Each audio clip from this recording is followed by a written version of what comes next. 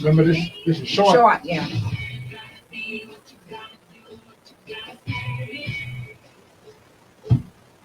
Good evening, everyone, and welcome to Your Lane with Coach Trish Hanna. I am so happy to be in your hearing today, and those who are watching me via Facebook at Your Lane Life Coaching.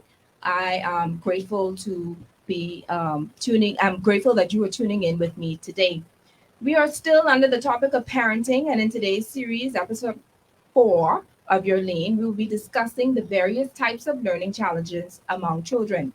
We're going to learn about some of the signs, what to look out for during various milestones of a child's life, and of course, as a mother, how to cope with all of this.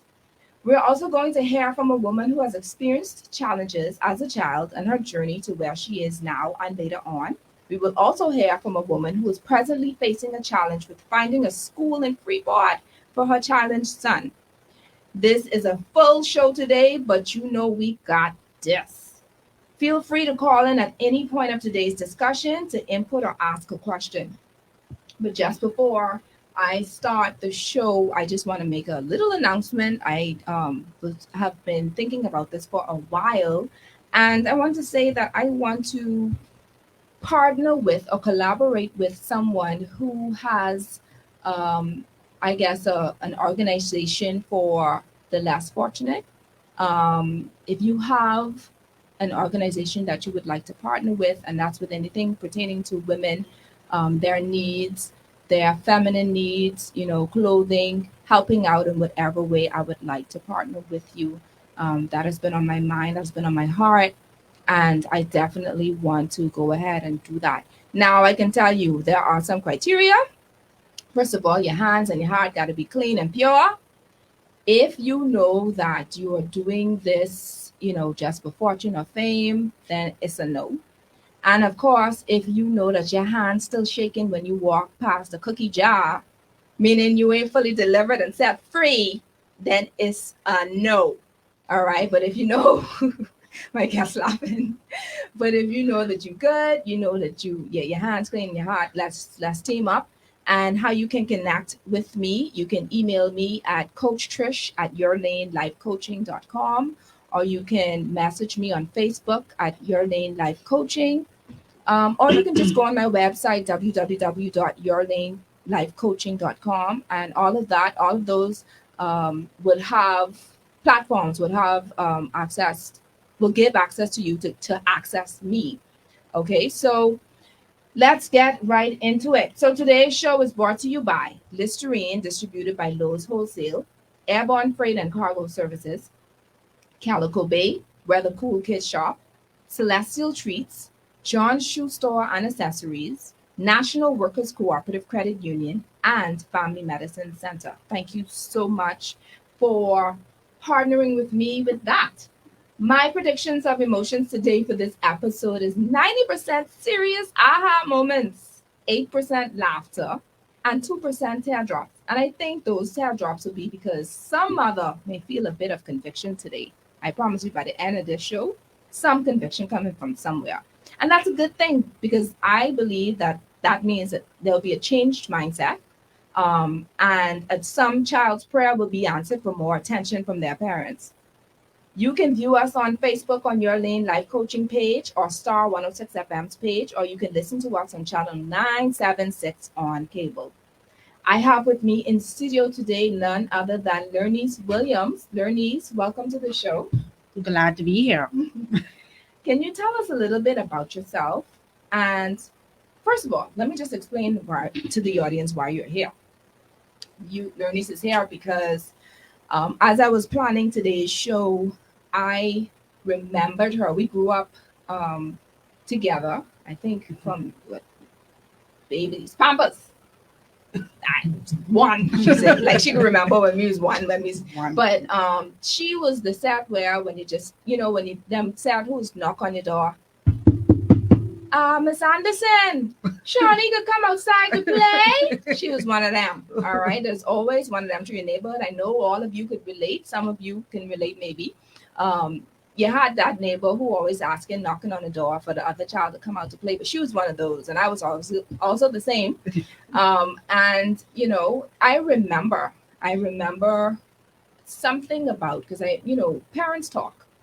So I remember, I think it was her mom or her aunt or somebody speaking to my mom about her having to go to another school, something to do with learning challenges or learning something. I never really caught on. I really didn't, it didn't bother me, because all that Yes. mattered to me is that, hey, we playing, and that's all. Nothing else Exactly. mattered. Exactly. So, I remember that, and I was like, when I WhatsApp her, I messaged her. I said, hey, I recall something about you having something, because every time I look out the window was a new school uniform Nonice was wearing. Because I try to figure out what's going on here, but I never really knew the full story. Yes. And so she sent me this 13.5-minute voice note, Yeah. and I was very much touched by it.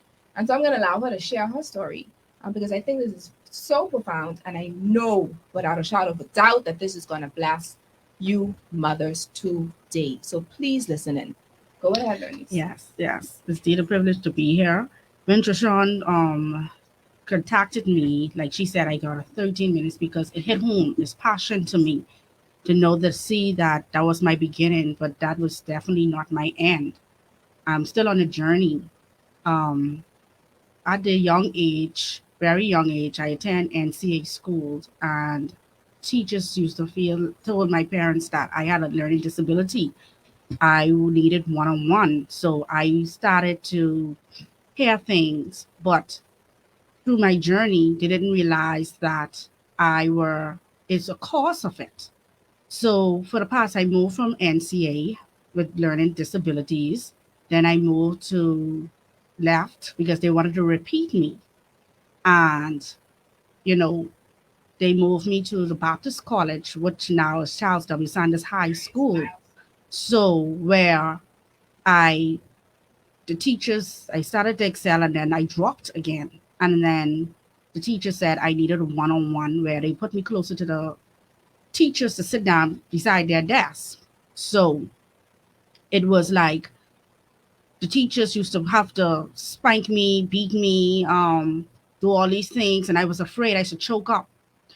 Now this took place, and I so interesting that my aunt came home from school and she started a boys and girls club at Mount Pleasant Green, and this club built self-esteem. They built different things, and we had kids who was a part of the group who were had difficulties in school and all these different things. And I used to hear them talk, and I was quiet listening until they had Deacon DeValier, and he was Deacon DeValier at that time. He's gone on to be with the Lord.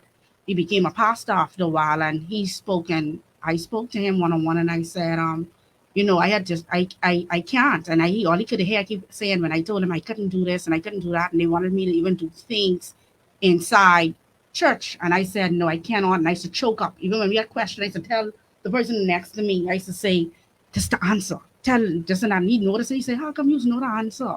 How come you tell them?" And he said he had a segment in building self-esteem. And that summer, when we close over the summer, I that keep playing back in my mind. And I went to my mom and I said, you know, can I make a decision what school I would like to go to? And I was afraid. And she said, "Well, I'm going to tell your father because I don't pay school fee. He then has have a problem. He's switching from school." Like Trishon said that I've been to numerous schools. I've took exams, entrance exams for a lot more schools, which she didn't even know about. And I did well, extremely well. And at this time, my father was very frustrated because he was like, "You move from school to school to school, and I'm not into that. We in a bracket. I have other things to do because he was also married, and he was trying to fit me. I felt like he trying to fit me in his budget, which is normal as a parent, giving a child opportunity to go to private school. So I said, "Can I go to?" She put me in St. John's. I took the exam. Me and my other cousin, who was extremely smart, he failed and I passed. So mommy sat down and she said, "How come all these schools you pass? And when you put you in the school, you pass the first semester, then you just as fail." And I look at her and I said, "Can I choose the school?" And she said, "If this could make it work and you could excel, yes." I said, "I want to go where Lovato went, my cousin." I said, "I want to go to Prince William."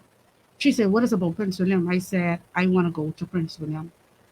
And she's looked at me and she's called the school and she made arrangements and I went. And enough, I did well in the summer school. And the teacher came to her and Miss Greaves. That was my turning point.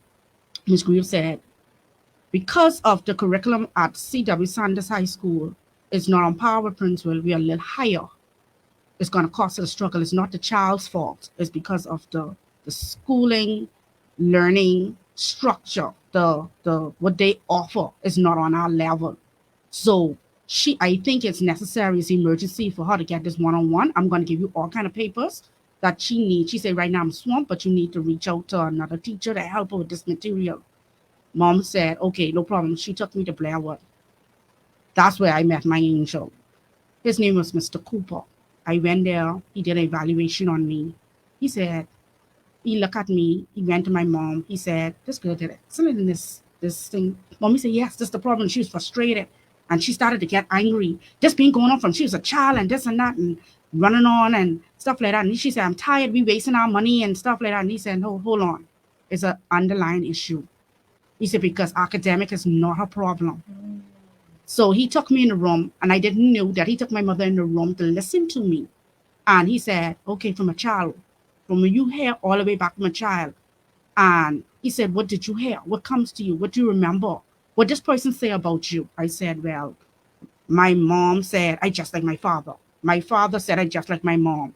My mommy family said, I this and I that. So, oh, she ain't gonna be nothing. Oh, she ain't gonna do this. Oh, she gonna do that. Then I had a stepmother who came in the midst of it. Oh, she's this and she's that negativity. So I said, when I go on the exam, sometimes before I prepare for the exam, I used to push my book and say, I going outside to play because I ready what they say I am. I'm from a little girl. And he looked at me and he said, but what, that's what they say. And I say, certain teachers used to like me and some didn't like me. They used to say, they used to make mockery or they used to say, you into nothing. And they used to come with the stick and beat me. I said, I don't know the work, but I said, they used to come and have this cane and they beat me. And I said, and I used to shut down. And I said, because I get beaten anyway. And I said, I was at Charles W. Sanders High School. And I said, God, I passed and I was in top stream. And I said, I used to get blamed for being the girls and the fast girls. And I said, I wanted to change. I didn't tell my mother, but I wanted to change. And she said, I used to get bullied in school and she didn't know that either because I used to get bullied because my mother was very bright and I was very dark. And she didn't know that. And I told him all of this. And he looked and my mother came in the room. He loved my mother and my mother was crying. And she said, I did not know. And she apologized in front of me. And she looked at the teacher, what can I do? And he said, it's not a learning disability. The learning disability she has is a self-esteem block that she has a factor that she cannot, but it's a factor that she can't. She have to build. We have to build her this can. And she said, he looked at me and he said, I give you this equation. He said, look at this equation. What comes in your mind? And I said, negative words. And he said, block the negative words and we'll say, I can. So how could you, as you can, accomplish and solve this problem, this task? And I said, well, he said, what do you want to be? He said, first of all, what inspires you? What movie do you like? I said, I love big business. And he saw the excitement. And he said, what make you excited? I said, me and my cousin Rado, we always played big business because I'm going to be in the financial world. I love those kind of things. I said, my daddy's a banker and I love crunching numbers. And he said, okay, there's a problem. You're going to solve it. And from then I took off. And I chose and he not just helped me in how to, what can I say? He didn't just help me to solve problems in school.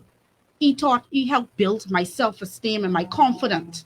So when I went to school, the teacher said, I don't have time for that. I just said, no, my mommy didn't pay my school fee. And you could teach me this. And tell the teachers to tell my mommy I biggery. I said, you could teach me this. And I used to go home and I say, she didn't want to teach me. And I said, and they used to say, learn these to have a motor. And I used to go in the thing up and I gone straight to Reverend Charles Sanders' office. And I said, do you know that's my Grammy first cousin? And I go to his office. I said, what are they here for? I'm deterred. And he used to say, learn these? I said, yes. I said, I'm deterred. I said, because they have a problem. We paid them here to be here to teach me. And he said, you absolutely correct. He said, but you don't understand. I said, first of all, y'all mixing up with the You're bringing people that I don't understand when you're teaching. They are Jamaicans. I don't have no problem with nationality, but I don't understand their slang. That was the first thing. I said, secondly, they don't patience. They have their cliques in school. You're not in the, even the teachers have their favorite pets. I'm not in that range. I said, secondly, and I told him this at a young age, he looked at me and he said, you notice those? I said, yes, sir. I said, yes, sir. I said, some of those teachers bring their personal issues to work. I said, I don't have time for that. I have to be GCSE to accomplish. Let me ask you a question as you continue. Before you continue. The person who you said was your angel, right? What you told him that it was your mother calling you saying you're just like your daddy, and your daddy telling you just like your mom. Now I don't want you to get in trouble or anything like that, or expose anything, or cause any relational issues. But what is it that bothered you about you being like your mom and you being like your dad? Because unless it's something negative, why did it impact you or affect you? Because they made me feel like I was a mistake. Because it was a bad relationship. It was a bad breakup. Two persons in love, teenagers, and it affected. Then another third person came in, and didn't realize that it's an issue. That hey, y'all two are grown ups. Y'all have a child involved. They didn't thought about. They thought about themselves. They were hurting people, hurting their child. Yeah. So that was the issue. That what happened.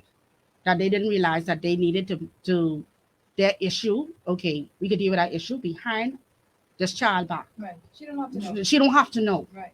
But I'm gonna let her know that that she is loved.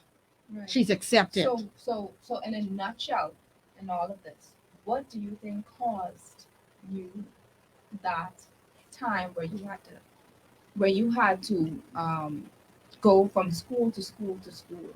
What was it? Because clearly it wasn't an academic issue. Or if it was, like you said, that you were just tuning people out.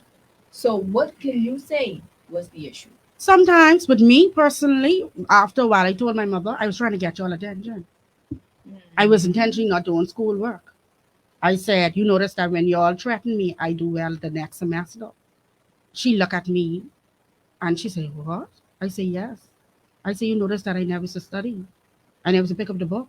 I said, my neighbors still used to be studying, but I outside walking up and down. I said, but, I didn't care. I was angry also. Because your issue became my issue as a child. And y'all didn't realize that. Y'all feel like just giving me all the necessities, the clothes, all of that. Child, everything. Right up. Everything. I knew you had all the jewelry in the world, the necklace, the bracelet, outside playing. Yes. You had it all. Yes, but I'd lack the love. I'd lack the embrace.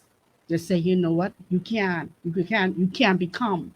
It's important as parents to know that you brought these little people in the world. It's your duty to cultivate them. Come on now. You understand me? That's my last question. What can you tell as we wrap up before our break? What can you tell parents listening, mothers listening out there, especially based on your situation? You speak on the heart and you talk to them. Mike's situation is that when that child is born, you nurture that child. When that child become one, it's your duty to look at what is the child's strength and weakness. Just observing them in their interaction with other kids and in their homes. And some child is simple as looking at them imagining and playing in the house. Their creativity is you supposed to know and look at that. What we call silly might not be silly. It might be your future millionaire. You understand me? Your gifted minds, your gifted hands. So as a parent, I will say, grow up. It ain't about them. It's you are the parent. You are the person God lend these children to you to nurture them and put them in their lane and cause and push them. If they got to be the one who created something that you didn't even thought about, God placed that in them. God placed them to bring this into existence for future. What about mothers who take it out on their children when they have bad relationships or divorce or breakup? With mothers, I know hurt people. I feel like you need to work on you. Work on you to be a better person for that child. Because it's easy said that when you're hurting and you have a child, you how could you heal or protect a child from being, some could do it, Mhm. but some, I feel like they need to heal and find themselves first. And in that process, be preventive, being that the child don't walk the same way that you walk, but do it in love. Yeah. Yeah. So, this is the final question for you. Sorry That's for asking all that's these problem. questions, but you said you needed the nurturing, you needed the care. You were fine academically. Yes. So what about a mother who don't know if that child is acting out or not? What would you tell them? I know you're not a therapist, but I'm talking based on your experience and what you shared with us. Every mother has a sixth sense. Every mother knows their child. It's just taking time and spending time with your child.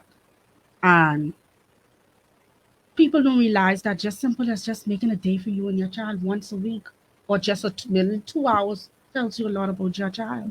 You wanted their attention. Yes. So you were fine academically. Yes. You wanted their attention. Yes. I wanted to end on that. Thank you so much. Let's go on a break, Tony. You were amazing. Yes, thank you. Ah, man, that was beautiful. I'm showing some of the comments. Sure. Sure, that's so important. We're still on live, so if you want to say anything on our break, you can. Anything else you want to share? Tell the audience, what are you doing now? Now, I have my bachelor's. I turned around when I graduated from Jordan Prince William. I did a year here at BBCC.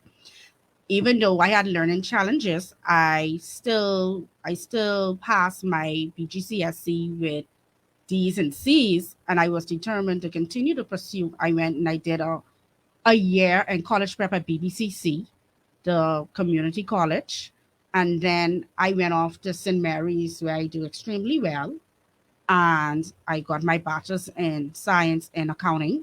Then I got my ICA, and now I have two certifications under my belt, where I worked in government. I worked in the hotel industry, the hospitality industry, and accounting. And I now had numerous jobs in financial, like mutual funds companies, offshore bank. Now I'm back to a brokerage company where I'm in the accounting department. So I'm an accountant by profession. And yes, Congratulations. thank you, thank you, thank you. All right, you made it.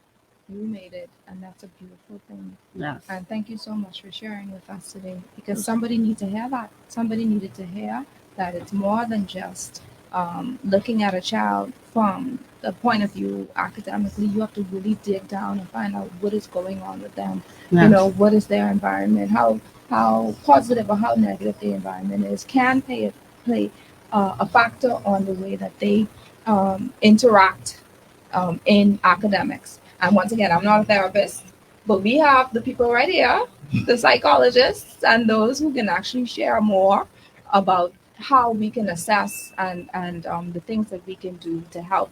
Yes. So thank you so much, Lernice, for coming. My And if you want, pleasure. you can come and continue to listen in. Yes, All it was right. my pleasure. Thank you. You're welcome. Okay.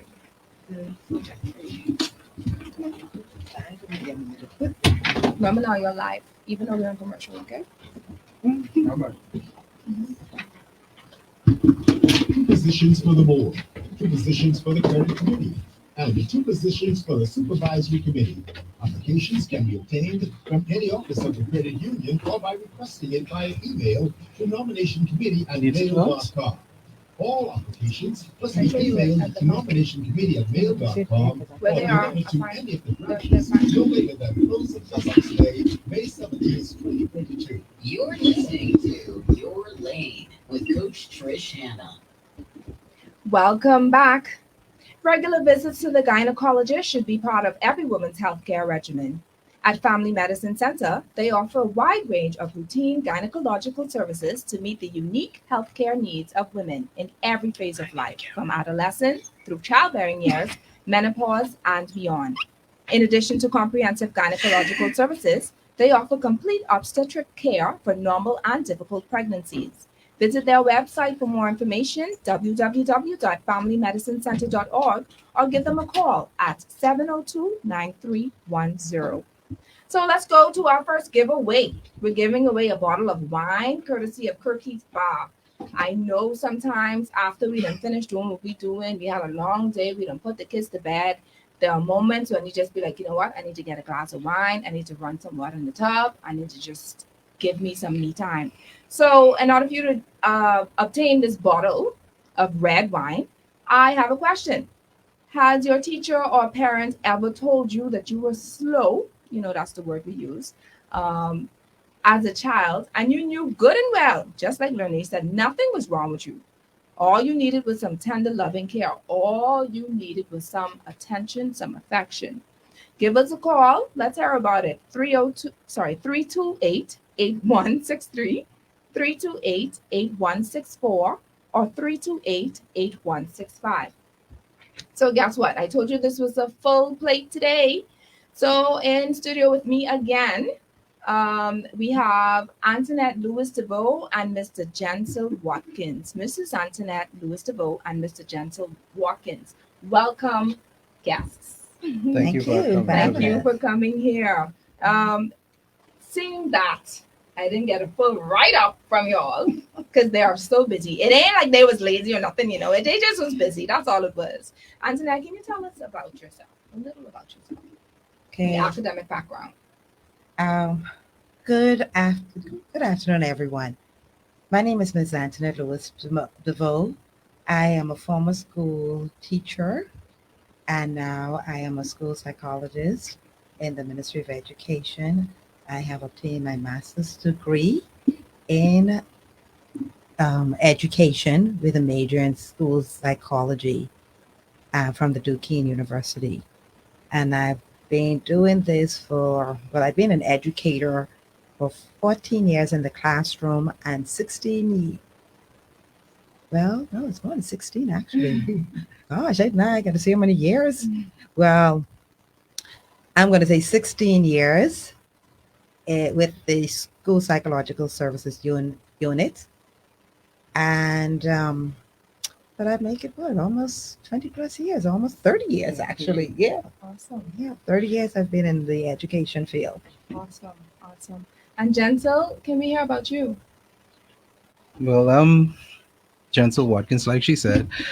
I have my bachelor's degree in psychology, and I'm currently working on my master's degree in special education with Walden University. I'm also a parent of two sons, one who's 16 and the other 8. My oldest son is a child with special needs.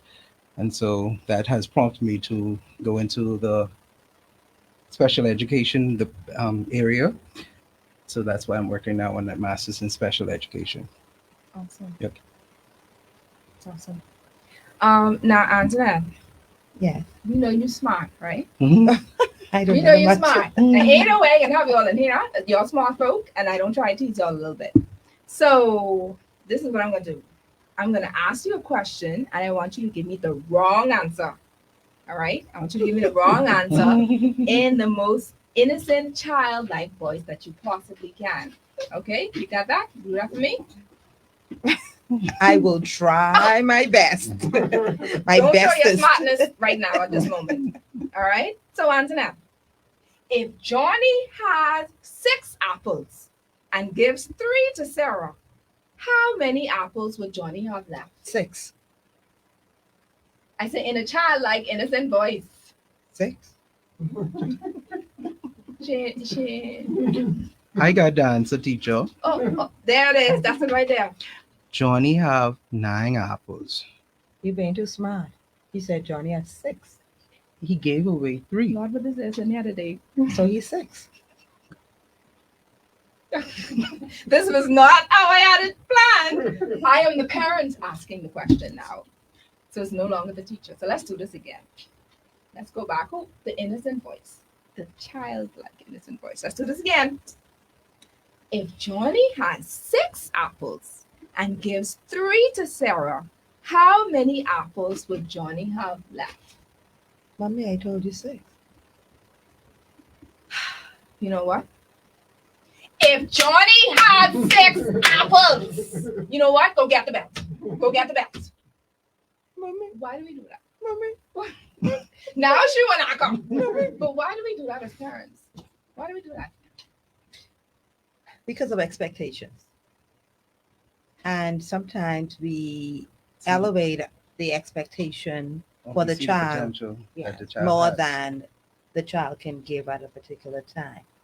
And so, unfortunately, parents will then start using terms that you know the answer. I know you know the answer. You lazy, or you this and you that. You're not thinking straight. Not understanding. Maybe the child didn't make that connection to the problem that was given. Maybe at that particular time, the child's mind, depending on what you were doing with your child, where they were thinking. Maybe you just call them up from playing. You'll give them time to relax. And I think sometimes too, like how I answered 9. Sometimes children they kind of hear the numbers, the 6 and the 3, and they forget the commands, and so they're always thinking at, and the subtraction didn't play a factor in the mind, so they just said, okay, 6 and 3, 9. So sometimes you have to see. But that's from the child perspective. But if you're looking from the parent who's screaming and shouting, they're not understanding that that's how the child is thinking. processing it. And you feel as if, I know you don't, but why do you think they feel as if beating the child is Well, that's going to cultural help? for us. Culturally, Bahamians, most Bahamians, not all, and that's why I don't want to use, and because we don't have database, Right. but most Bahamians tend to react in the terms of we're going to beat, we're going to shout, we're going to scream, because they allow their level of frustration. And you'll hear parents say, well, I've been doing this, I tell them over and over and over. So the level of frustration is there and it's elevated. And so their first reaction is always the physical mean. That's just culture. That's our culture. But it does not work. No, we're not saying it's correct, but culturally, that's how we react. Mothers, please stop it, okay? Please stop it. Stop shouting. They heard your question the very first time, so saying it louder is not going to make a difference. Give them a chance to process the question, as Chancel and Antoinette stated, and then give them a chance to answer. And if they don't get it, then you take the time and you help them out with the answer. And if you don't know how to do to process the math yourself, go to the teacher and let the teacher know. That's my 5 cents. Find out. Right. Now, before we continue, I have a serious question. I want to know, what is the difference between, no, before I ask the question, were you able to hear Learning's situation? Yes. How do you find that happens a lot in our culture as well? As far as parents, well, as far as students, not, what's the word I want to use? They act out academically or in any way because of the what's happening in their environment, their home environment. Yeah, that is common. It is a common thing, whereby persons react quicker on what is happening then and right in the front of them, without finding out whether or not what is the variables, what are the factors that is attributing to why the child is doing such thing. And then persons jump to, because whatever it does, if it affects the classroom. Now remember now, if as an educator in the classroom, and I'm talking from being a former educator in the classroom, you are focused towards looking at certain things. So you know the child has the potential, you can see that. But at the same time, you're still trying to question, well, why would the child at a certain point digress when the child has the potential to do this? Yeah, to progress. But they digress, so they can progress, but you know that they have that potential. So most of the time you'll say, okay, let's see if we can find out what's the problem. And if the home is not upfront and straightforward with the teacher, then it leaves them for an assumption. And I think in her incidents, from what I gathered, I think a lot of assumptions was made until one person said, wait, hold on. Let's develop a profile on this child and let's see what are the variables, what are the things that are causing this child to respond academically In the negative way. But look at what it took. You now, well, this was then, so please don't try to judge the schools that she her calling those names all the school names has nothing to do with your lane life coaching. Don't judge us, don't call us, don't write no letter to us, and don't write no letter to Star 106 FM. That is her view and opinion and experience she had with those school names. Let me just put that little disclaimer in there now. So based on she's in the back laughing, based on what was said, and it happens now. I know that for a fact. You have some teachers who just don't care. They be like, man, this child don't care. He don't want to learn. She don't want to learn, or whatever, and then they leave it.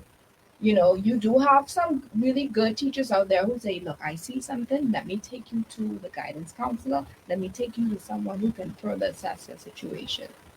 I wouldn't say that, because saying that they don't care is very harsh. Okay. Remember now, Not teachers all, have, some. right, I know some. Remember, teachers do have that more than just that one child in the classroom. Mm-hmm. And so with their plate full, and I'm not trying to make excuses, No. because, anything can happen. And so I don't want it to be where persons say, oh yeah, that's the case. Mm-hmm. Because even as a parent, if you notice certain things, you can make that teacher accountable. You Mhm. can go to that teacher and say, if that teacher, well, sit with me and explain to me exactly what you're seeing with my child. Mm-hmm. Let me get an understanding. Take ownership, because that at the end of the day, it's still your child. Mm-hmm. And if the teacher doesn't push where you think, then as a parent, go and find out where else you can go. Go and speak to someone else to see what's going on. Mm-hmm. Okay. Now, is there a difference between a learning disorder and a learning disability? Yes. Although they're used interchangeably, people do, there is a difference.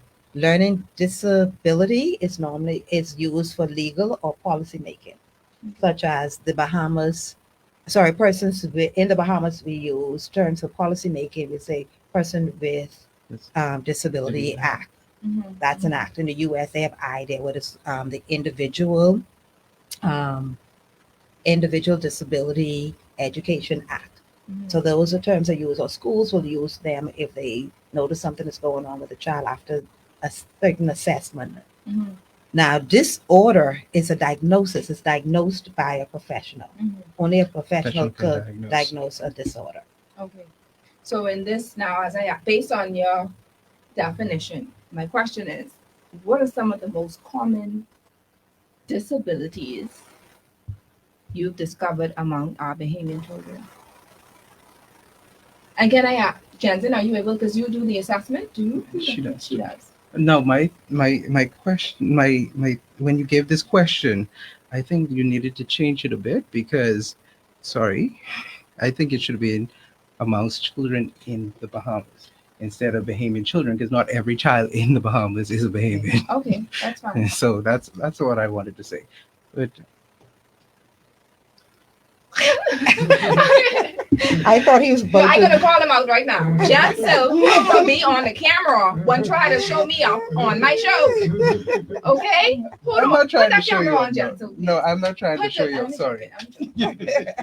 But that's my personality. That is fine, and that is true. Yeah. Because not every student in the Bahamas are Bahamians. That is very true. Yeah. Well, the last information that came out in 2012, it was noted that about 20% of our children in our schools can be identified with some Right. form of disability. Mhm. That could be more, because we haven't had I haven't No data data science. to say. But what we see commonly amongst students come in, I mean, and I only could speak from what I am aware of. Mhm. You can get referrals based on from teachers as well as schools, that the child has low academic achievement. They're not performing up to par like their peers. Concentration. They're disability. concentrated, right? Low motivation. They are fidgety. They're distracted, easily distracted. They're not focused. They don't understand or comprehend. Mhm. They have reading difficulties or math difficulties, written language difficulties. And so we hear a lot of that. Or they're overly active. They're not focused. They can't keep still. They're easily excited. Things like that you would hear from schools. Mhm. And so remember what I said earlier, a disorder has to be diagnosed by a professional. Right. And so diagnosis could be different based on what is seen because there's a slew of assessment that needs to be done to make a diagnosis. Mhm. So persons, um, commonly you might have ADHD Mhm. with a comorbid of reading disability or reading disability by itself. Mhm. Or you might have a child on the spectrum, autism, the Yes. autism spectrum disorder, or they may have a language or communication disorder. Or children tend to, so typically you can have a child in a class Mhm. and we're thinking that they're low performing, but they can have a hearing issue. And sometimes we don't pick up on these things as well. They're talking to us normally, they're interacting and doing all these stuff, but are they hearing you properly? I'm And glad you so said that. Mhm. if I'm not hearing you properly, I can't respond or react in a I'm proper so way. glad you said that. And so we That's call that auditory processing problem or okay. processing speed problem, Okay. memory problem. So Let me that's tell you, okay. and the reason why I said this, I'm so glad you said that because I'm remembering now. I had my daughter was 3 at the time when I was panicking. I'm like, oh Jesus, my child ain't talking. My child ain't talking. At 3, and everyone. Well, I had my son before my daughter. He was speaking from I don't must be 10 months, 11 months, somewhere around there with words and all this other stuff. And we placed her in school. And in the school environment, all of our parents, all of the kids at that time, were, saying what they want, calling cop Bad and calling language. all these different things, whatever. And she's just pointing to those things. Okay, I started panicking. I tried to figure out what's going on with her. When I kept whenever she would go to her pediatrician, I would explain the situation, and they'd be like, "Oh, child, that's just development. That's fine. It's nothing about that." Or it's going to take a while. Make sure she stays in school. Make sure you read up. I've been reading. I always do that. I'm a firm believer in reading to my kids from in the womb. So I'm like, I'm doing all of that. And I started to panic. And I was like, I got to pray. I was like, I don't know what to do, whatever. So what happened? I don't know how I got in this Dr. Scriven, I think her name is, that she does Audiologist. audiologist. She's an Mhm. audiologist. And I went to her and I said, can you just do me a favor and do your little testing? There's a story behind that. So I'm not even go there, which is a really good story, by the way, but I just stick to the point. And she did that and found out that my daughter had Okay. what was it? Fluid In the air. fluid in the air. And so as she was explaining to me, she said, well, she can only, and if she would say anything, it would be so far from what the word actually is. And she's like, well, it's just like you go in underneath water and you trying to listen to what somebody is saying underneath water. It's blurry. You can't, I mean, not blurry, but it's what's the word I want to use? You have like the water is a barrier to your hearing. It is actually causing her not to hear anything, which is of course affecting her speech. Especially the speech tones. Right. And so that was an issue when I thought, because I thought that she was doing pretty well with all the various milestones that she had except speech. So thanks so much for bringing that. So for some parents that is listening, trying to figure out, and I'm sure this is not for every case, but I would recommend to get your child's hearing tested. Well, that's one of the things we require before an assessment is done. Rule out all physical attributes first. And somebody said, why they want you? Because we want to make sure there's no vision problem. Right. And you're saying, oh, my child can't read, or my child has difficulty reading, and you realize that maybe something with the sight. You want to rule out whether or not there's a hearing. So we always required a visual and an auditory assessment or examination to be done. So speaking of that, what are some of the things to observe during the developmental stages of a child? Now, there is a whole lot, every child develops Differently. differently. And so we don't want parents to go there and start Panicking like, oh, my child ain't reached this development school. You have to look at environmental factors as well. That's the key to most of everything, environmental factors. And so I'm just going to give just brief things because I don't want parents to panic. Right.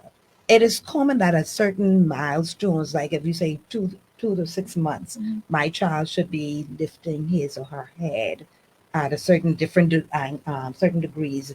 You don't expect a 2 months old to be right up unless there's some We Well, don't know yet. nowadays I we mean, have Yeah, we don't. anything Yeah, is I mean, possible. anything is Yeah. possible. Yeah, But true, yeah. right? You should also, or pulling up without support at certain time, rolling over. These are some of the common things. Tuning into voices, like if they can hear, you see them being alert. You say, "Oh, my child had to be alert." Mhm. You maybe giving a little giggle or laughter, or you see them smiling. Things that are reaching out when they see mommy or daddy coming, who they're familiar, or somebody they're familiar with.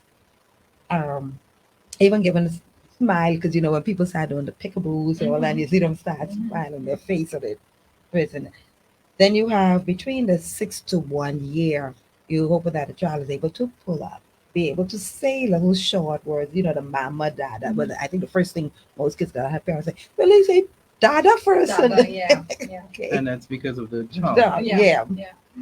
Or they gripping, you put your finger on and then they're able to grip the Yes. fingers Uh-huh. and holding things in their hand.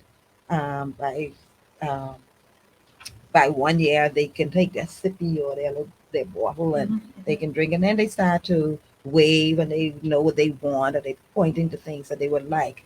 Then by between 1 to 2, of course, the walking. Now you have some kids that start walking earlier now. Mhm. I've heard parents say, "Oh, my child don't even crawl; they start walking." So you have kids pulling up and walking, or they may start going upstairs on their own, or they may holding on to someone as they climb stairs. Then they making the single words now become short sentences, then eventually into more combined sentences. The older they become, they start to put on their own clothing, take off their own clothing, Mhm. and you're still assisting them in certain things while they're doing this. Right. So you monitor the mouth. So like I said, it all based on environment and how the parents view uh, development and what their child should be obtaining. Okay, so you do the assessment because I honestly thought it was gentle that does assessments. No. I What do exactly some do you do? assessment, but Okay. not. I do the pre-assessment. Okay. I normally, where I'm at, I normally do the RAT, Mhm. which is the Which is a screener, can be done by persons that looking to see a snap that provide a snapshot of if there's a possible deficit or difficulty or And- problem that the child is and having. so So persons have to come to you first. not for- necessarily, Right. but I tend to do. We tend to do it at our school, so we do it so that we know if they need to go for further assessment. Because Right. sometimes by the screener, you can tell that the child has no like there's no issue. Right. It's probably the child just is not focused, Mhm. or the child sometimes it's just not ready. What you call it?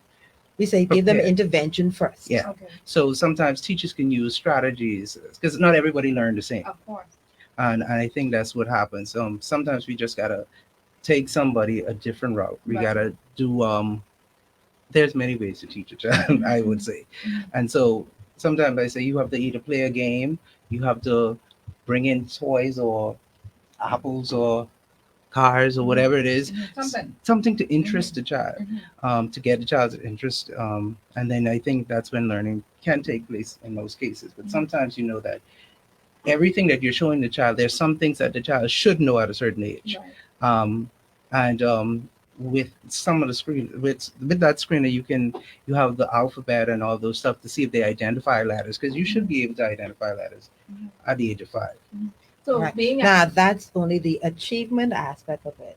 There's always a cognitive aspect of it, Mhm. because a child can excel, may not function in the academics or the achievement, or have struggle in certain areas, but you still need to find out there's some cognitive problems that can cause a delay. And so hence the further referral. So once we see that, we will then write a referral or to the school psychological department, Or any or any other Other. agency, to do further evaluations. Okay. Um, And this is in the public sector. it could be We could public go or private. private. Okay. Awesome. Yeah. Awesome. mhm. All right. So I don't. Just before we take another break, I want to know, how do you assess a child to determine if they have a learning Well, disability? First of all, assessment is a wide range of assessments. Oh, before you, sorry, not to cut you off. Now I'm not referring to like the 3 and the 5-year-olds. I mean the ones that School age. that the school age, the Yes. primary school and above, especially after this pandemic. Okay, well that's a different story. So Mhm. that's something I will discuss. We can discuss later. Mhm. But the what we look for mainly, if a parent or a teacher or school has a concern, or even a caregiver or the child pediatrician or someone, and they say, okay, let's write a referral to a psychologist or someone who in turn on an evaluator who does assessment, and that's fine out. We want to rule out various disorders. So it all depends on what the parent or the concern that the school or the home has or the medical facility has. And then we will say, in most cases, and I can speak for myself in terms of what I would normally do. I call in the parent and start. That's the first, or what we call the initial assessment, Right. where I have a conversation with the parent. I get some background information and I start to develop a profile or create a profile on the child. Then I was okay, see if it's okay for me to go into the school. So, and I have to interview the teacher, the counselors. I need to find out whether or not what is going on in the school because most academic problems happen at the school. Right. Parents will notice certain things, but where does the child spend most of his or her academic time? Mhm. At school. Mhm. And so you want to get that as well as maybe as prepare for an observation, a classroom observation. That also provide more information if you can. And not all assessors or evaluators can do that. Right. And like I said, that will be something I will tend to do. Not all of the time, but if I could, I will do that with the permission of the parent. Once that is done and I've obtained my information, that's when I start my evaluation, which will entail a cognitive or an intelligent test as well as an achievement test. And parents and teachers will receive rating forms Mhm. to complete. And the rating forms can range from any behavioral rating form or functional adaptive rating forms that I need to get information. Once all of that is done, I compile all of that information, um, plug in my raw scores to obtain my results, Mhm. sit down, analyze, and interpret the results. Then we provide a probable diagnosis. And if they need further, then we refer them to a doctor who's maybe specialized in the given field to make an official diagnosis. Mm. Are you able to? I don't know. This is something that teachers can do. Well, parents probably first. Some early warning signs to tell if a child has a learning disability. Everybody should know their child and what they're capable of doing. And so, what you want to do, especially when the child, I always say, give the child at least 1 year in first grade because most of our children do not go to kindergarten or preschool. And most of our preschools, although some are regulated, most of them may not be. So it's different if a child went to a regulated. When I say regulated, they follow a particular curriculum and not just watching or babysitting, but they follow a particular. So that's different. Mhm. But those, so if a child goes into first grade, other than those who have noticeable, now I'm not saying because some children at preschool, you can notice some global developmental delays. And you notice I'm using the term global developmental delays because you still have to get all this information based on environment and factors that can stop the child from progressing or moving as in comparison to his or her peers. Right. Now, So, once so you what want are to- some of those factors? Well- Who showed us this?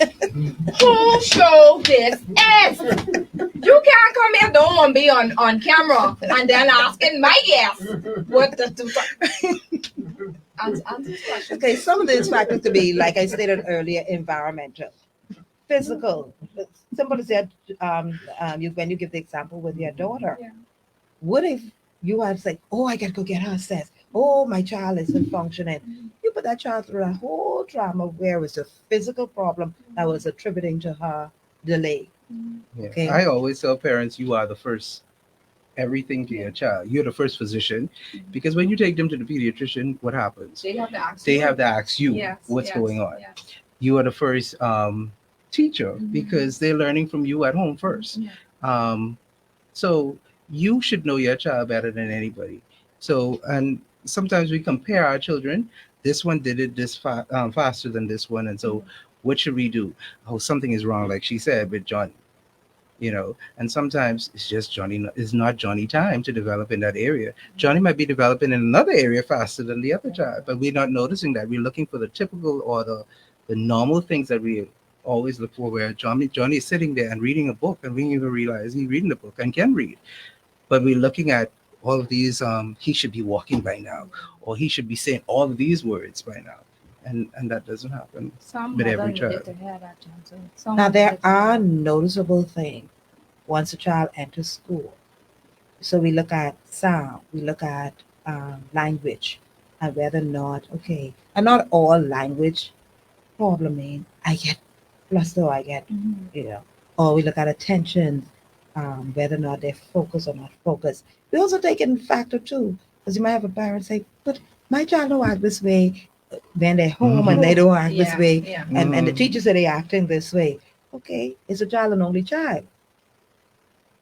Is the Mhm. child socializing with other children? So there's so many variables that we ask because we don't want person to jump to conclusion But right away. sometimes, even with that only child syndrome, some children mimic that, because what happens too is you can have a child that is 10 years older than the other one. So you're starting from scratch. Mhm. So that child tends to act like an only child. Right, You understand? right, right.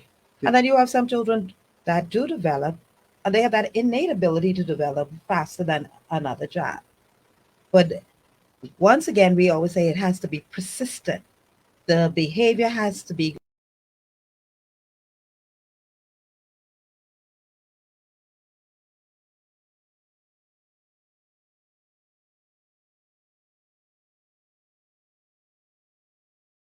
persistent. How long you notice that the child constantly be failing or having difficulty reading, or did you get the eyes checked? Did you get the hearing checked? Did you get these things checked before we can say, okay, now we need to do the assessment. Assessment, yeah. So there's a lot of questions you want to clear out first. And we're not saying that don't do it early, because early intervention is It's the key. best. Yes. It's key. Yes. My question before we go on a break is ADHD a learning disability?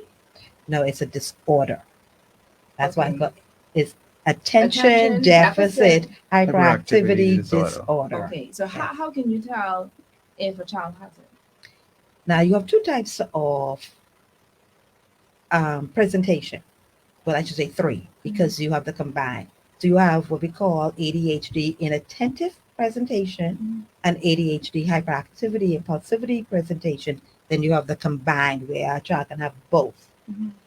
With inattention, the child is not focused, does not have get bored easily, is unable to.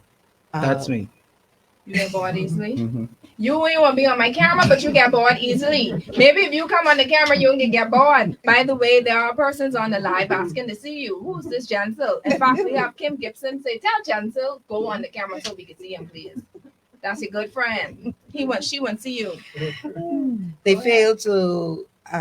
fail to pay close attention to details. They don't complete tasks. Or your parents, I mean, if a parent, I put him to do his homework and they ain't Doing finished, something and else. they do it right, or But isn't that a typical child? it all depends. Remember, I said persistent. How often? So it can't Oh, be child, typical I if need it's to get doing it my- over Well, I and need to get my over son and assessed over because and over I don't know and what's over going on. and Let me over stop. Let me and over. Right? Yeah, that's why we say persistent Yeah. more than the average child. I mean, just one time it happens. It constantly happens every time you send the child to work, and you're hearing the same thing in another environment.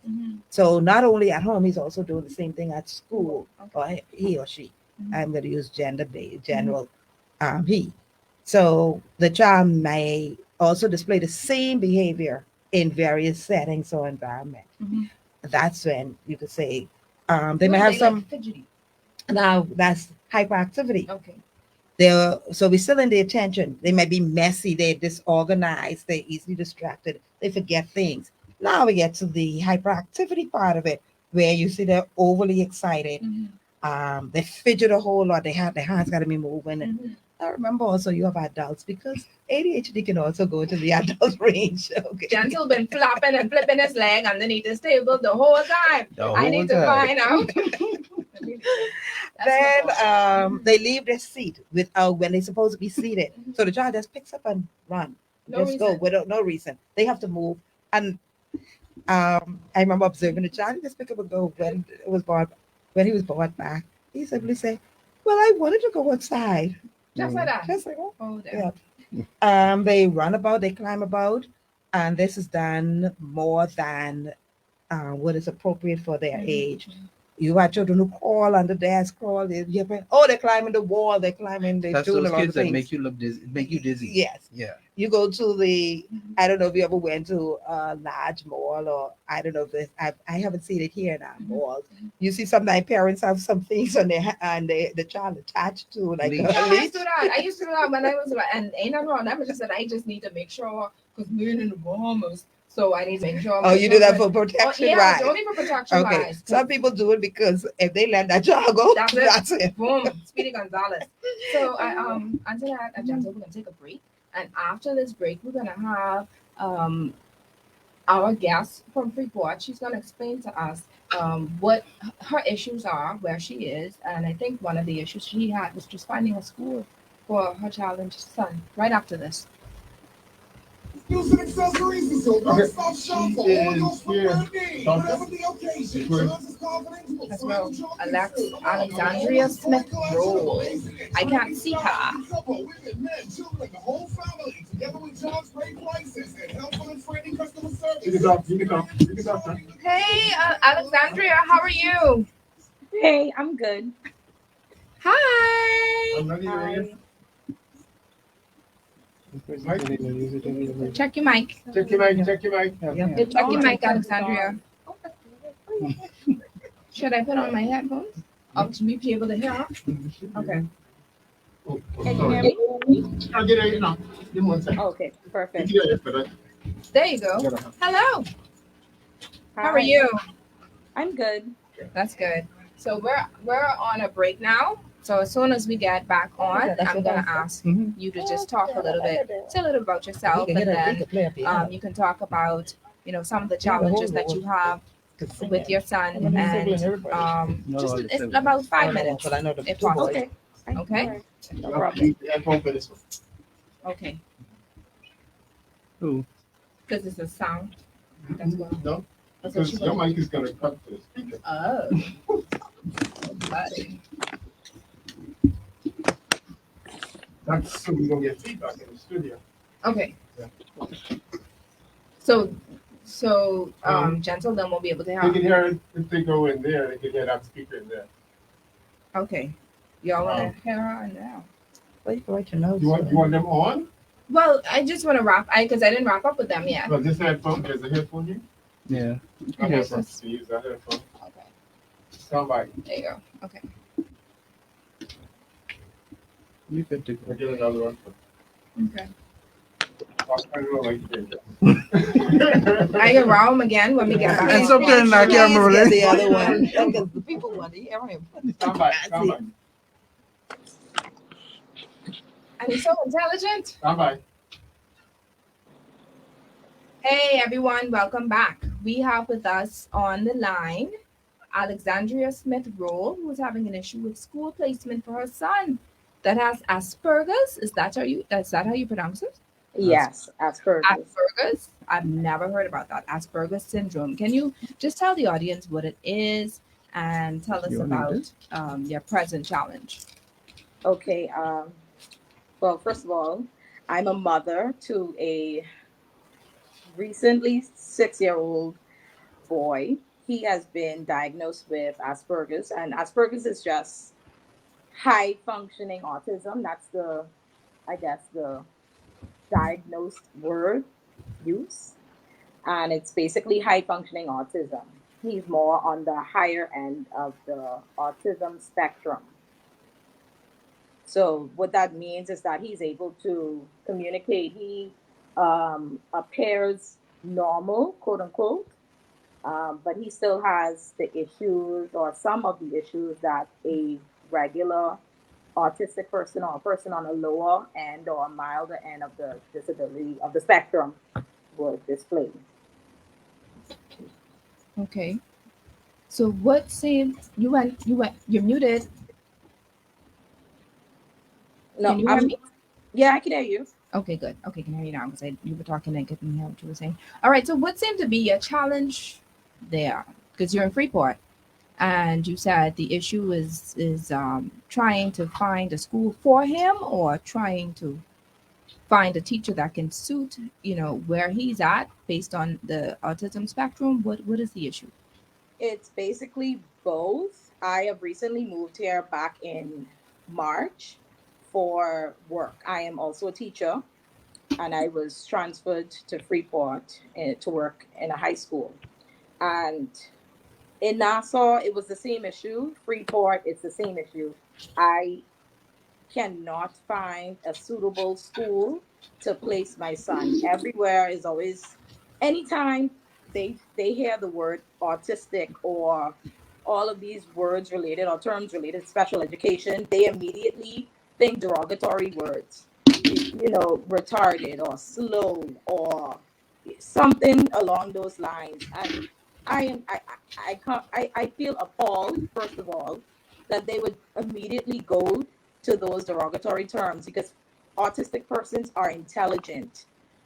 They are very intelligent. I cannot begin to, start to say all of the things that I could list off to say that how intelligent they are. And they are normal human beings, just like each and every one of us.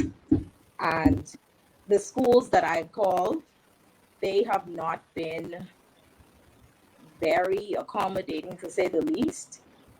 I had a run-in with a public school. I won't call the name. No, please. I had, Please. yeah. I will not call the name. But when I was transferred over here, the district superintendent had given me a school to call and said, okay, well, you could speak to them and let them know your situation. So I had an appointment with the principal there. And upon coming to the school, first off, I immediately got turned around by, I assume, the staff of the office saying, oh, well, we're full, we're packed, we're packed. I said, I have a meeting with the principal. Oh, she said, we're full, we're full. I was like, okay, well, I guess that's that. So I turned around and I went home. And I got a call later on from the person who arranged the meeting for me, apologizing on their behalf to say that she was waiting. The principal was actually waiting for me. And I told her my situation. I told her I went there. They said that, she said they were full. No one's accepting anyone. So long story short, they made another appointment for the meeting the next day, and I attended. Did not get to speak with the principal yet again. The vice principal was there, and I had to speak with her. And I had my son along with me as well, and I brought him with me, and we were in the meeting, and she was talking about the results that he got from the previous school, and saying, okay, well, his results looks like it could align with advanced placement in grade 2. And I told him my worries. He's still only 5. He was 5 at the time. I know you don't want him to go on a higher level at this time for more social reasons more than academics. Mm-hmm. And when I started teaching her and telling her all about, what's going on, my son was moving up and down, like just like how my hand is moving in front of the screen, so that I can her and I can be talking. I was like, well, can't you tell him to sit down? Like, what's going on? Like, I can't even see, I can't even talk. That was just the first red flag to me, because, I know you're not a special education teacher, you may not have any experience, but if I already told you the situation with my son, then I didn't expect you to comment about his behavior like that. He made it seem like it was a big issue. Mm-hmm. So I already got a bad feeling about it from them. And she continued to say, well, he's going to have to come in because I have to see where he's going to be, like, he's going to act normal. And I'm just like, Wow, I can't believe the words that are coming out of her mouth. It was just disbelief. I was just, So, can I call you Alex? yes, that's fine. Is this, I mean, I'll ask Antoinette this question, first of all. Is her situation one where, I mean, because she's saying her son is extremely intelligent, and based on the syndrome that her son has, is is that the same thing as like a learning disability? No. It is a learning disability because it's on the spectrum. However, it is a disorder. It's not a learning disorder. Disorder. It's a disorder. It's autism spectrum disorder. Mhm. And because he's on the spectrum, however, he's functionable in the classroom. The only difference is because as rated as Asperger's, he has social problems. Mhm. So he'll have difficulty socializing like the average child. Mhm. And if somebody just come up to him or whatever, he will develop a more higher anxiety Right. than the typical child. If with schools, I think the adults are more afraid than the children because if they teach the students what it is, if they teach them or prepare students, then there wouldn't be a big issue because children would tend to look out for other children. Mhm. However, if we show our fears because we don't understand, then of course it transfers to the other children. Right. And the adults, in terms, make it worse. Special education in our country don't get the recognition that it needs to Okay. get. Okay. And children with special needs or special needs children, it's not a death sentence. We just need to look at their weaknesses and their strengths. And a lot of them have strengths, and we need to promote the strengths instead of concentrating. That's why I don't. When I do an assessment, Mhm. I'll tell parents don't look at the diagnosis to put a label on your child. Right. Look at it in terms of how you can put the intervention in place. Right. But everybody needs to be on board, You and have, it's very difficult. I always say that you have to look at the ability rather than the disability. Disability, yes. But heard her said something about him moving up and down during the meeting with the vice principal. Go ahead, Alex. You heard him, Alex? While we wait on her, what do you do in, let's say, I know what there are some private sectors that deal with kids with learning disabilities, learning disorders, and all those other things. But what happens in the public sector? Where do you place kids who may not be able to thrive in a regular classroom? Because I'm not here, unfortunately, on the public invitation. I mean, the only thing I can tell them to do as parents, if they have questions or any concern, to call to the Ministry of Education. Mhm. And once they make the call, we will be aware. We'll be able to assist them in terms of giving them information that they might require. So what you're telling me is, because I ain't gonna just let you leave it like that, but I respect what you're trying to say too, but I still want to know, is there a place in the governmental sector where we can place these children if they're unable to thrive in a regular classroom environment? Of course Yes or no? Once again, they can contact the She's trying to be Ministry of politically correct. Education and they will get the necessary information so they can call the main desk and they will be able to forward them to the help desk who will give them that information. Alex, I have a question for you. What tips can you give to a mother to help them to cope with children with challenges? Who's listening right now? Can she hear me? Oh, the internet. Okay. All right. I see where she's moving her lips, but I can't hear what she's saying. She said she can't hear. So, Gentle and Antoinette, let me ask you this question. And Gentle, you have a child with special needs? Yes, I do. Okay, so what tips can you give to a mother, or to any parent rather, to deal and cope Great with question. the child? Like I said earlier, I didn't look at the disability. I tried to look at the ability, what my child can do, and focus on those things and try to push him more in those areas. And sometimes what I find as an educator, um, we are so focused on academics and not on the whole child, because a lot of times we find that a lot of kids might not thrive academically, but they may be gifted in another area. So we need to find avenues to help those kids to thrive in those things that they are good at. Some of them are really good with their hands. So try to find those things. I think we need to add more programs to our system as a whole in education, Come period. on, come on. Um, you know, I find children, they're good at woodwork or carpentry. I think we need to introduce these things earlier in life. Um, Plumbing and all those things. And we can use these things to teach them the basic skills like the math, the language, encourage them in those areas. And I think once they find a knack or something that they're good at, they will be willing to learn the stuff that they need to thrive in that area. Wonderful. And can I say this? I have a few friends who take their kids out of the country to go elsewhere just to help with their kids that have Well, challenges. I'm one of those persons who had to, my son and my wife had to leave for 5 years to go to the US to get some help because we needed the help.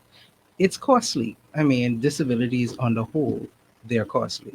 Especially, I know she's saying, we talk about ASD, autism spectrum disorder. That is a costly disability. I mean, the therapies alone, you need occupational therapy, physiotherapy for some kids, you need speech and language. You These also need things the cost behavioral money. therapy as well. Exactly. And I am a firm believer that, when we talk about the movement and children, not because she was saying her son was, I guess, moving a lot. Um, Children can't learn if they're moving constantly. We have to get the behavior intact first Right. before learning can take place. So where there's no behavior, learning can't happen. Unfortunately, I'm sorry for interjecting, the resources for special education is very limited in our country.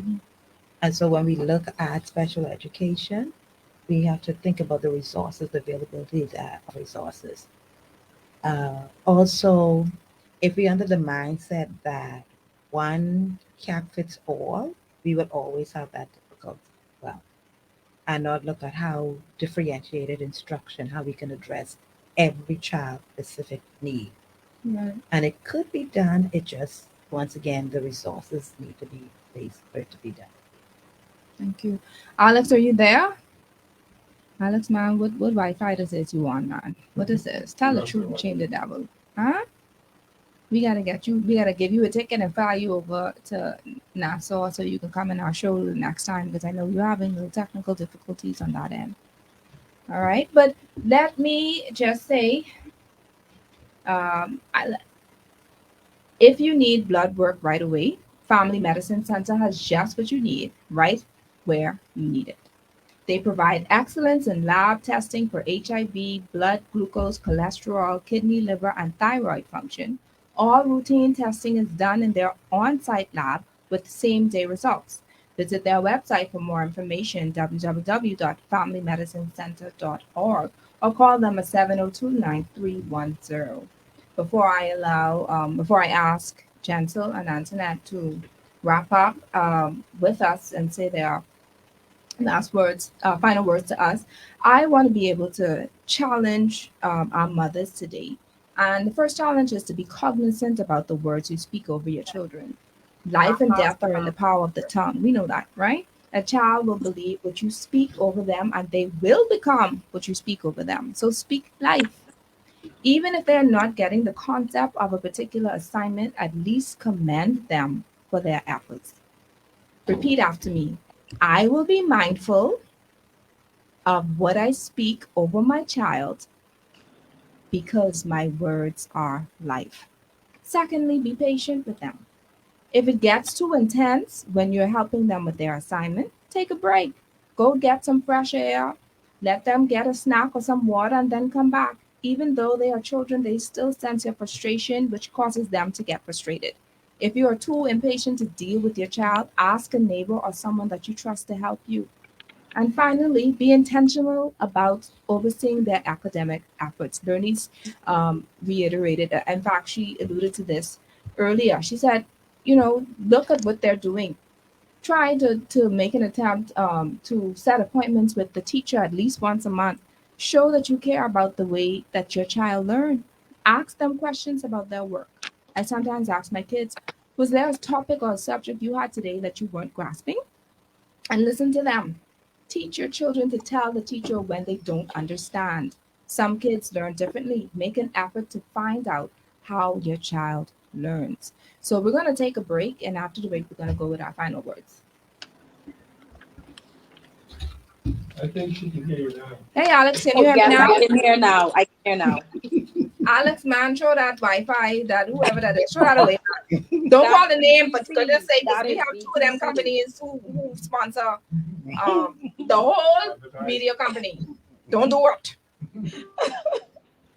Boy, BTC is acting up today. Listen. So what I'm going to do is just allow you to tell me how you can tell the audience how you cope just before we wrap up, okay? Cope with the not finding a proper Just school. coping with your child and the challenges that you faced. It is Because- a challenge finding a proper school for a child. Come back. You want to ask that question? Okay, So we're so going back on already? Come back. go ahead.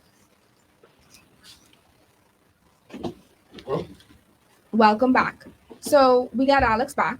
As I told Alex before, don't call the name of your company that you use, but man, throw that away, man. Throw that away, go get something else. Because that ain't serious. So, Anthony, I had a question for you, Alex. Welcome Okay. back, Alex. Hi. Okay, you said it was a difficulty finding the school for your child. Is it because of the limitation of the school or the resources or the fact that persons don't understand the disorder? I believe it's because of lack of understanding and not having experience with that ability, that disability. That's why people are very hesitant to take him on, because like I mentioned earlier, I don't know if you caught it, I said that a lot of people, they think of when they hear autism, they picture a certain image in their heads of what an autistic person is supposed to behave like, look like, act like. So before even meeting him, they already put him in that category, so to speak. So I think that's the issue. So where is he now throughout the day? Because you're teaching. Currently, he is at the Beacon School for Exceptional Children, and I just want to shout them out. That whole school is the most perfect school ever. It just gives you a sense of calmness, and like you can get along with your day to know that your child have persons who understand his disability, who are knowledgeable of his disability, and who is able to tackle and handle him and anything else that, all his coping mechanisms are. It's a different kind of peace, honestly.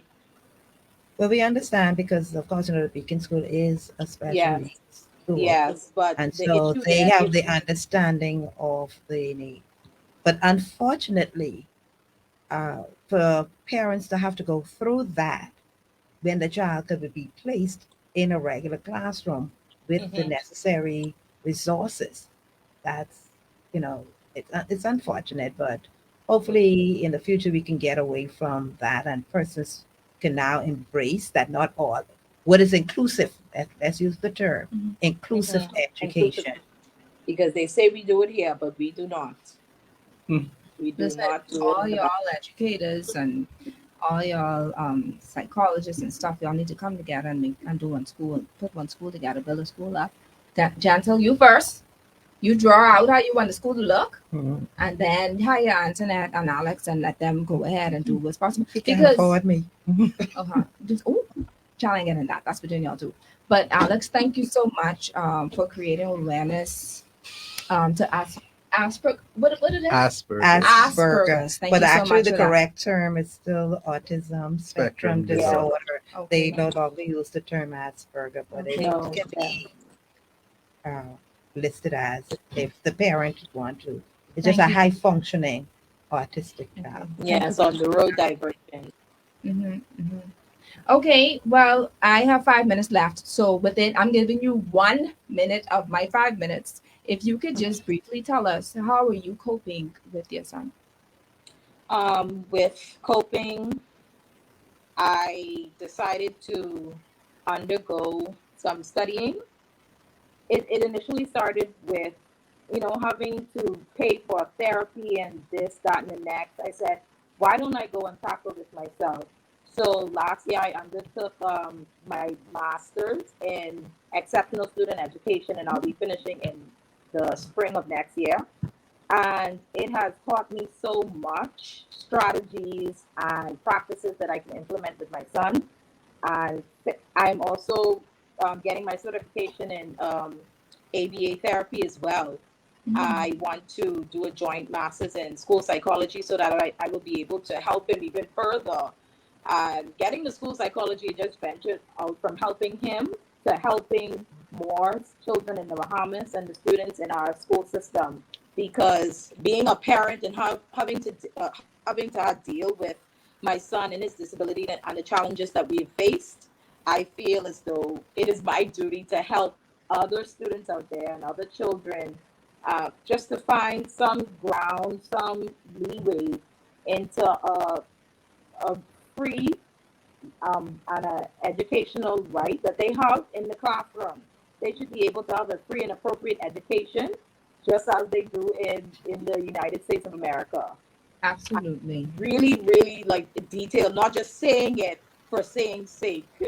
Because we like to do that a lot here with the government. I want it to really be free and educational education for them with all the resources as well. We shouldn't have to be asking teachers, and I'm a teacher. We should not have to be asking teachers to bring things from their home or to spend their salary to provide resources in the classroom. Alex, let me make my disclaimer on behalf of your lane life coaching. Well, it is what it is. She can only say what she experienced. But thank you so much, Alex. Any final welcome. words, Antoinette and Jensel? Yes, we talked about what Can parents we should have do or 1 what minute they each, please? or what signs. If you have, and like Jansel said, you are the first responder, I'm going to use that term, when it comes to your child. And if you have any concern, speak to a professional before jumping to conclusion. Speak to a professional. If there is assessment is being done, every assessment will be provided with recommendations. Follow those recommendations. See what works and what doesn't work. And once you've done that, monitor what work, monitor what don't work, then talk again to your professional. Well, I noticed this didn't work. What else can I do? Be supportive of your child. Do not frustrate them. I know if you feel you're getting frustrated, parents, step back. Let somebody else deal with your child, because getting frustrated is not helping the child. It can make matters worse, because you don't want that child to take that frustration into the school and become fearful or don't want to learn. Don't use academic as a punishment. Persons say, "Oh, go sit down, go read a book," and the child's struggling. There's different things. So don't use academic as punishment. Also, be understanding of your child. Follow routines and listen to them. Thank you, Antoinette. What? Any closing remarks, Chancellor? Or she said it all. Well, my colleague Antoinette has said it all, but I believe that, and I've heard the saying a lot, if each one help one, we will have a better world. Also, when we look at disability as a whole, I heard the saying that I'm able today and I can be disabled today. I heard that from one lady, said that to me so many years ago, and that stuck with me. So I think that we as individuals have to treat people as if we can be disabled today. Mhm. And how would we want someone to treat us if we Ah. were in that predicament? Because a lot of times we just look at those physical disabilities or those mental disabilities, and we judge people. Mhm. But each one of us are individuals, and being individuals, we can learn, and we all learn differently. Mhm. And so I believe that with that saying I said earlier, Mhm. if each one help one, we will have a better world. Awesome. Thank you. Thank you so much for yes, Andrew. Yeah, I just want to piggyback on what Why is Jensen- Angela so I try to close my show. Why I is just need to Angela figure- still talking? because I need to Go ahead. piggyback on this. This is Go very ahead. important when Jensel made this, Uh-huh. because it's something in our country that we have to understand. When we talk about disabilities, it has nothing to do, most of the time, it has nothing to do with the child's cognitive ability or academic ability to perform in the classroom. Mhm. And we lump everybody in the Same. same Shoes. a basket, I should say. We Mhm. put everybody, and it's a passion of mine because I remember, like a professor said to me, a young gentleman, and then I'll leave with this. Mhm. A young gentleman was a student, brilliant, got involved in a car accident, and got disabled. He's now in a wheelchair. And the question again, did anything happen to his way of thinking or his ability to perform in the classroom? And it leaves us to think, no, because if he was, unless he had a brain tumor or something that hindered Right, him, right, yeah. nothing, and it's just a physical disability, he can still sit in that classroom and still function and still obtain his aid. I got you. Today's show is brought to you by Listerine, distributed by Lowe's Wholesale, Airborne Freight and Cargo Services, Calico Bay, where the cool kids shop, Celestial Treats, John's Shoe Store and Accessories, National Workers Cooperative Credit Union, and Family Medicine Center. We are wrapping up our topic on parenting next week, and joining me on episode 5 will be Dr. Alyssa Krim, Chief Pediatric Gastroenterologist. In Florida, we will be discussing a child's digestive health. We'll be talking about chronic constipation, Crohn's disease, encopresis, and so much more. If you want to know how to maintain a child's nutritional health, what's in these snacks would they be eating, then you want to tune in next week at 6 p.m. sharp. Antonio, you have nothing else to say, right? Antoinette, Louis, DeVoe, and Gentle Watkins, y'all have been awesome. Thank you so much. We did catch a few snips of you on live, by the way. We got you. Just want you to know. Alex, thank you so much for tuning All in. right. So Thank much you for sharing. having me. My guests have been wonderful. You guys have been wonderful. Thank you once again for joining me. Thank you to my listening audience. God bless you and good evening.